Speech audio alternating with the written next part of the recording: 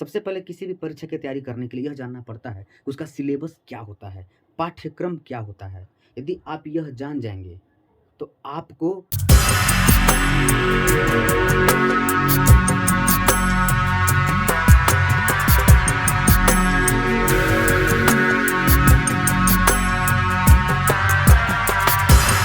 वर्दी, खाकी ऐसा ही कुछ कहा जाता है ना? जिसे अभी आपने देखा, हर किसी की इच्छा होती है कि वो वर्दी मेरे बदन पे चढ़े। मैं भी अपने सपने पूरे कर पाऊँ, समाज की सेवा कर सकूँ, अपना रौब दिखा सकूँ, गलत के खिलाफ सही के लिए। और वो समय आ गया है दिखाने का। अब इसमें कहते हैं कि जिसकी किस्मत होती है, उसके बदन पर चढ़ती है वर्दी। कुछ हद तक इसे मान भी सकते हैं, लेकिन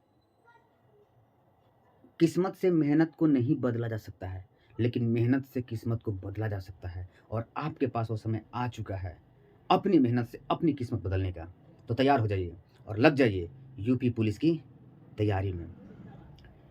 मेरी जो वीडियोज़ होंगी, वो उनके लिए होंगी जो इससे पहले कभी तैयारी नहीं किए हैं, या फिर जिनके पास तैयारी करने का मौका नहीं है, घर से नहीं जा सकते बाहर या अपने काम धंधे में व्यस्त हैं, उनके लिए।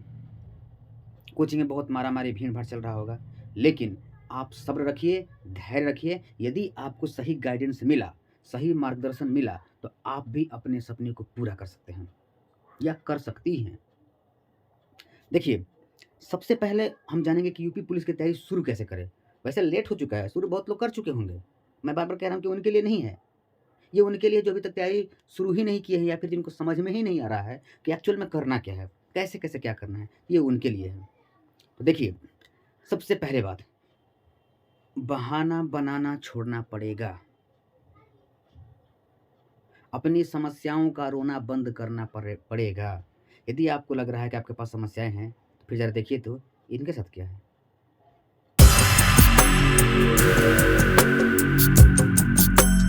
Ravinder College, University of Delhi, as an assistant professor, political science.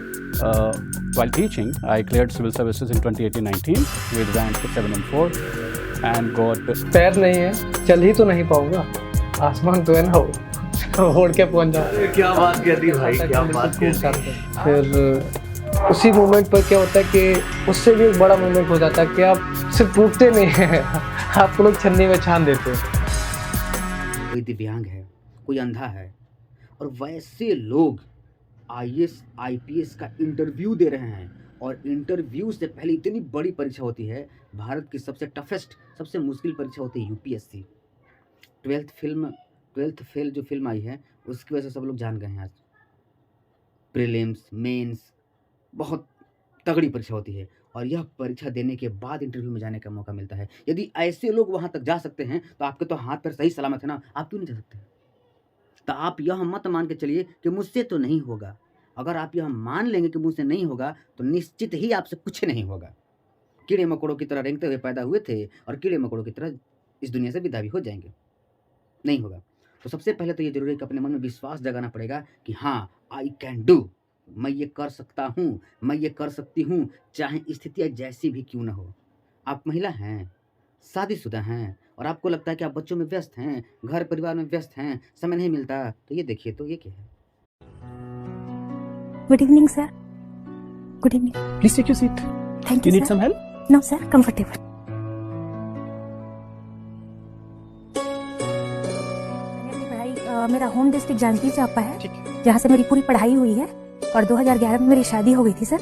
अभी मेरी 10 साल की एक बेटी है।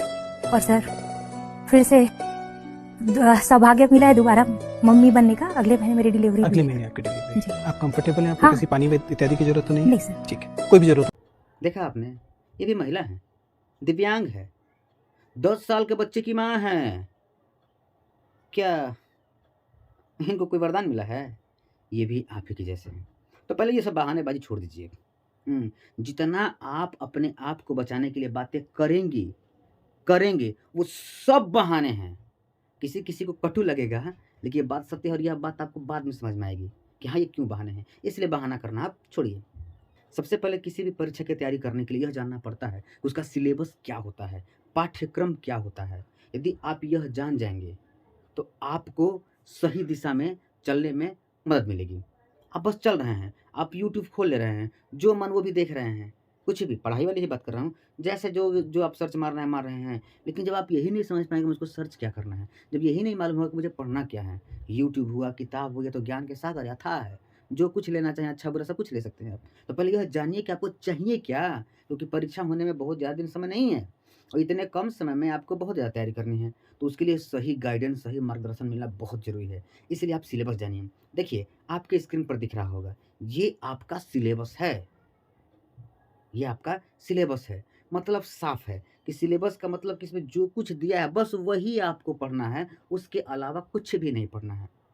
तो एक काम कीजिए, ये सिलेबस हो गया, आप सरकारी रिजल्ट की वेबसाइट पर जाकर या यूपी पुलिस के ऑफ़िशियल वेबसाइट पर जाकर उसका सिलेबस डाउनलोड कर सकते हैं। प्रिंट निकलवाना चाहें तो प्रिंट निकलवा सकते हैं, नहीं तो उसको सेव करके रख लीजिए फ़ोन में, देखते रहिएगा, कोई दिक्कत नहीं है। या फिर नहीं तो स्क्रीन पर जो सिलेबस दिख रहा है, उसका ही स्क्रीनशॉट लेकर आप कॉपी पर लिख कर रख लीजिए। सिंपल सी बात, जिस विषय के बारे में बताया जाएगा उसका सिलेबस स्क्रीन पर दिखेगा, तो उसको भी आप स्क्रीनशॉट लेकर रख सकते हैं। कलम वगैरह से लेकर एक दीवार पर चिपका दीजिए कि मुझको ये ही पढ़ना है। उससे फ़ायदा क्या होगा? उससे फ़ायदा ये होगा कि अगर आपको किताब, कोई भी किताब, ज़रूरी नहीं कि आपको यूपी पुलिस भर्ती के लिए यूपी पुलिस की किताब पढ़नी पड़ेगी। ऐसा कोई भी किताब 6, 7, 8 सरकारी स्कूल के 6, 7, 8 की किताब आपका बहुत हेल्प करेगी, या कोई भी किताब, बस आपको उस टॉपिक से मतलब है। यदि वो टॉपिक आपको किसी भी किताब में मिलता है, तो बस तो भाई है। अब यूपी पुलिस की जो किताब होगी, या आप बीएड करते हैं तो बीएड की जो किताब होगी, उसमें पर्टिकुलर उसको एक जगह रख दिया जाता है, बटोर-बटोर के। तो उन्होंने बटोर के एक जगह रख दिया तो वो एक किताब बन गई। तो आपको बटोरे हुए किताब से पढ़ना है तो अच्छी बात है, नहीं है तो बटोरिए आप, बटोरिए, नोट कीजिए। ठीक, तो देखिए सिलेबस आप देख रहे होंगे, इसमें क्या आता है, सबसे पहली बात सामान्य ज्ञान। अब सामान्य ज्ञान तो अथाह है, पूरा इतिहास, भूगोल, विज्ञान, नागरिक शास्त्र, संविधान, तमाम तरह के जितने भी हैं, इन सबको मिलाकर सामान्य ज्ञान कहा जाता है। और उस सामान्य ज्ञान में कुछ आपको करंट भी लेकर चलना पड़ेगा, मतलब कभी फिलहाल क्या चल रहा है देश दुनिया में, भारत में, यूपी में क्या चल रहा है, ये सब आपको जानना पड़ेगा। ठीक, तो सामान्य ज्ञान तो अथाह है, इसको आपको रोज कहीं ना कहीं से पढ़ना पड़ेगा। उसके बाद से आता है सामान्य हिंदी। अब सामान्य हिंदी में वही है जो आप लोगों ने पढ़ा है। अब कोई भी यूपी पुलिस का फॉर्म भरने वाला ऐसा बंदा नहीं होगा जो कम से कम हाई स्कूल में पढ़ा हो, क्योंकि फॉर्म ही नहीं ली जाएगी। तो हाई स्कूल तो पढ़े हुए हैं। हाई स्कूल तक के हिंदी यदि आप जानते हैं, हाई स्कूल तक के विषय अगर आप जानते हैं, तो बस आप पास हो जाएंगे, सीधी-सी बात है। परीक्षाएँ बस इसलिए होती है, छाँटने के लिए होती है। सिलेक्शन करने के लिए परीक्षाएँ नहीं हो रही हैं, आपको छाँटने के लिए होती है। यदि आप ये नहीं जानते हैं, जो परीक्षा में पूछा जा रहा है, यदि आप वो नहीं जानते हैं, तो मान लिया जाता है कि आप नौकरी करने के लायक नहीं हैं। पुलिस की बात नहीं है, कोई भी नौकरी करने के लायक नहीं है। सरकारी स्कूल के बच्चों को कक्षा 8 में एक परीक्षा होती है, राष्ट्रीय आय एवं योग्यता आधारित छात्रवृत्ति परीक्षा। उसको यदि आप देखेंगे तो लगेगा कि पुलिस का ही पेपर है। जो वो बच्चा वो दे चुका है, उसके लिए पुलिस का पेपर बहुत आसान रहेगा। क्यों? क्योंकि तीसरा टाइप का जो प्रश्न आता है वो आता है रीजनिंग का, और उसमें 90 प्रश्न तो रीजनिंग के ही होते हैं। ठीक, तो इसे योग्यता कहा जाता है। तो योग्यता 2 प्रकार का पूछता है। एक तो पूछता है आंकिक योग्यता, आंकिक मतलब कि गणित की योग्यता, गणित के प्रश्न, और एक पूछता है मानसिक योग्यता। यानी कि मानसिक योग्यता का मतलब कि आपकी मानसिक योग्यता क्या है, मन की शक्ति कितनी है, मन की क्षमता कितनी है, सोचने की क्षमता कितनी है, उसे रीजनिंग कह देते हैं, तर्क शक्ति। तो वो आपको मिलेगा। 4 हो गए, और ये दोनों यानी कि गणित और रीजनिंग, ये सब राष्ट्रीय आय में मिलते हैं। तो आप उस किताब से भी पढ़ सकते हैं। ये नहीं कि ठप्पा लगा होना चाहिए कि हाँ यूपी पुलिस लिखा है तो वही पढ़ेंगे। उसने बस एक जगह कर दिया है। हैं? नमक टाटा खाइएगा तो दूसरा मिलेगा तो नहीं खाइएगा। टाटा मिलेगा तभी खाइएगा। नमक नमक ही ना होता है। कहीं से मिले, खुल तो मिले वो भी चलेगा। तो वही बात यहाँ है। तो यह मन में वहम निकाल देना है कि वही किताब रहेगा तबे पढ़ेंगे, कोचिंग जाएँगे तबे पढ़ेंगे। नहीं, कुछ नहीं। आपने सब पढ़ा है, सब कुछ इसमें फिक्स है। बस स्क्रू डालकर इसको थोड़ा-सा ढीला करके उसको निकाल कर सामने ला देना है कि हाँ, मेरे दिमाग में ये चीज़ भरा था। बस भरी हुई चीज़ को, पढ़ी हुई चीज़ को बाहर ला देना है। हो गई तैयारी। बस यही करना है। बहुत आसान है ये। उसके बाद जो आता है, वो आता है आपका बुद्धि लब्धि। सिलेबस में आप देख सकते हैं, बुद्धि लब्धि आएगा, और जो आपका व्यवसाय है यानी कि पुलिस, उसके बारे में भी तो कुछ जानकारी चाहिए। तो उसकी जानकारी से संबंधित भी कुछ प्रश्न पूछे जाते हैं कि यदि आप पुलिस ही हैं, तो आप एज़ ए पुलिस आप किसी भी समस्या को लेकर, किसी भी केस को लेकर क्या सोचते हैं, कैसे सोचते हैं? इन सब पर भी आपसे चर्चा की जाती है। और एक होता है तार्किक प्रश्न, होता है तर्क करना। आप पुलिस बनेंगे तो भाई केस वगैरह आएगा तो तर्क वगैरह तो करना पड़ता है। तो आप तर्क किया कैसे जाता है, किस तरह की बातों को तर्क कहा जाता है, ये सब बस यही परीक्षा है, इन्हीं सबको जानना है। अब इतना देख कर मन में घबराहट हो गई, अरे बाप रे अब इतना पढ़ना है, तो घबराइए बिल्कुल नहीं, क्योंकि ये सब आपने पढ़ा है। सिलेबस को बैठ के बस एक बार ध्यान से पढ़िए, आप सबको लगेगा कि यह मैंने कभी ना कभी पढ़ा है, और कभी ना कभी में सबसे ज़्यादा आएगा 6 से लेकर 10 तक की कक्षाओं में। इनमें आपने पढ़ा है, और वो चीज़ अगर ठीक से पढ़ा होगा उस टाइम, तो दिमाग में कहीं न कहीं है। अगर जैसे भी पढ़ा हो ठीक से या गड़बड़ से कुछ भी, लेकिन परीक्षाओं में ये सब आ चुका है, आप लिख चुके हैं, वो कहीं न कहीं आपके दिमाग के किसी कोने में छिप कर बैठा है। बस वही के बहरी तो निकालना है। समझे कि नहीं समझे? बस यही काम करना है, ठीक? बाकी आप लोग अभी से तैयारी में लग जाइए, और अब जो आपको सब वीडियोज़ मिलेंगी, ये उनके लिए मिलेंगी जो बाहर नहीं जा पा रहे हैं, कोचिंग की व्यवस्था नहीं है, किताब की भी कमोबेश व्यवस्था है, कोई टेंशन नहीं लेना है। आपको टॉपिक से क्लियर, जैसे कि 1 बाय 1 हम जो बाज़ार जाते हैं, तो नोट करके जाते हैं ना कि ये सामान लेना है। जब नोट कर लेते हैं, तो बाज़ार करना बड़ा आसान हो जाता है। समझे कि नहीं समझे? तो वही जो सिलेबस होता है, ये नोट हो चुका है कि आपकी परीक्षा में ये आएगा। तो सबसे पहले सिलेबस को ध्यान में रखते हुए, अब आपके पास फ़ोन है, ठीक है? अब आपके पास फ़ोन है, चलिए देखिए, हम हिंदी का सिलेबस निकालते हैं। हिंदी का सिलेबस देख रहे हैं आप? ठीक है, देखिए, हिंदी का सिलेबस है ये। अब हिंदी के सिलेबस में आपको जो दिख रहा है पढ़ना है, दिख रहा है? तो अब करना क्या है, आपको यूट्यूब पे ही खोजना है। बस आप टॉपिक को खोजिए। पर्यायवाची पढ़ना है, पर्यायवाची खोज लीजिए। विलोम पढ़ना है, विलोम खोज लीजिए। समास पढ़ना है, तत्सम तत्व पढ़ना है, उसको खोज लीजिए। ऐसे अनहुआ साँप नहीं बनेंगे आप। समझे कि नहीं समझे?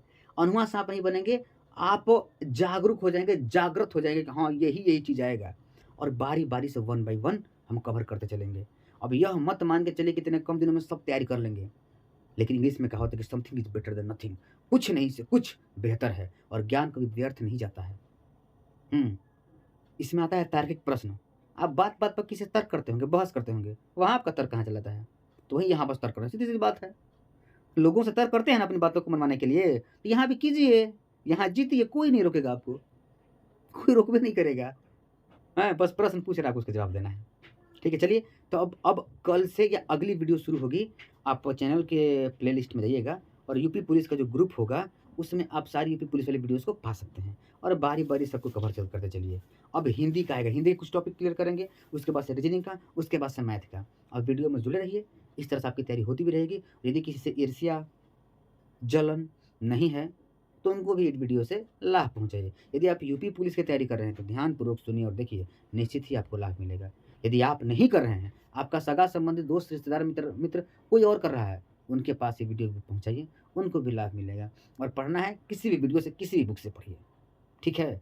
बस धैर्य रखिए, संयम रखिए, विश्वास रखिए कि ये आपका हो जाएगा। 60,244 में से एक ही सीट तो चाहिए, तो डरिए मत, विश्वास रखिए। चलिए मिलते हैं अगली वीडियो में, तब तक जय हिंद।